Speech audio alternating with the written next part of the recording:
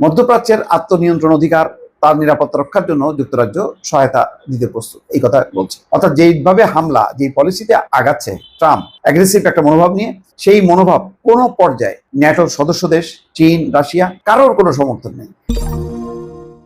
দেখেন কি পরিস্থিতি।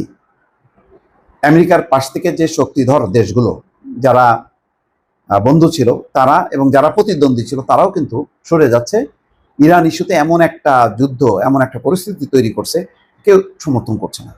স্টারমার আবারও বলছে, ইরান যুদ্ধে জড়াতে চাপের কাছে নতি স্বীকার করব না। কে বলছে? স্টারমার বলছে যে নতি স্বীকার করব না। আর ইরান কিন্তু বলছে যে যুক্তরাষ্ট্রের সঙ্গে বার্তা বিনিময় অব্যাহত রয়েছে, অর্থাৎ আলোচনার জন্য তাদের সাথে যোগাযোগ অব্যাহত আছে। এদিকে ইরানকে অস্ত্র না দিতে শি জিনপিংকে চিঠি ট্রাম্পের।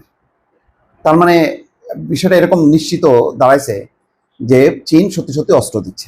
চীন কিন্তু বলেনি যে আমরা অস্ত্র দিচ্ছি, কিন্তু মার্কিন গোয়েন্দা রিপোর্টে বলা হচ্ছে অস্ত্র দিচ্ছে।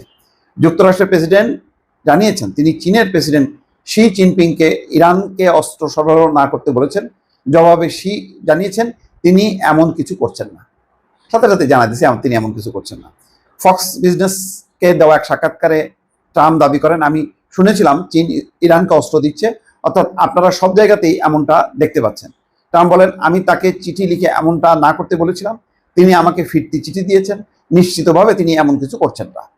মার্কিন সংবাদ মাধ্যমগুলো এর আগে জানিয়েছিল যুক্তরাষ্ট্রের গোয়েন্দা তথ্যে চীন ইরানকে উন্নত অস্ত্র শস্ত্র সরবরাহের প্রস্তুতি নিচ্ছে বলে ইঙ্গিত পাওয়া গেছে। যে এই অস্ত্র আছে এখন ইরানের কাছে, সেটাই সামাল দিতে পারতেছে না আমেরিকা এবং ইসরায়েল। আর এইদিকে আবারও শক্ত অবস্থান যুক্তরাজ্যের। স্টারমার বলছেন যে নতি স্বীকার করবে না। ব্রিটিশ প্রধানমন্ত্রী কিয়ার স্টারমার বলছে, বুধবার পার্লামেন্টে আইন প্রণেতাদের উদ্দেশ্যে ভাষণে তিনি এই কথা বলেন।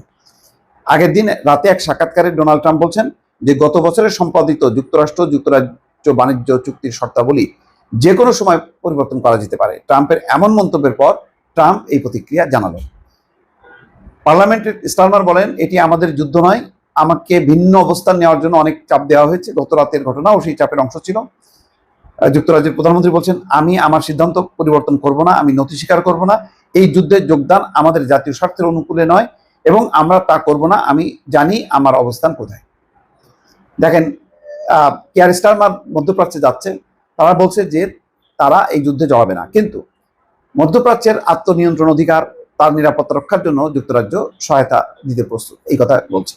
অর্থাৎ যেইভাবে হামলা, যে পলিসিতে আগাচ্ছে ট্রাম্প, অ্যাগ্রেসিভ একটা মনোভাব নিয়ে, সেই মনোভাব কোনো পর্যায়ে ন্যাটোর সদস্য দেশ চীন, রাশিয়া কারোর কোনো সমর্থন নেই।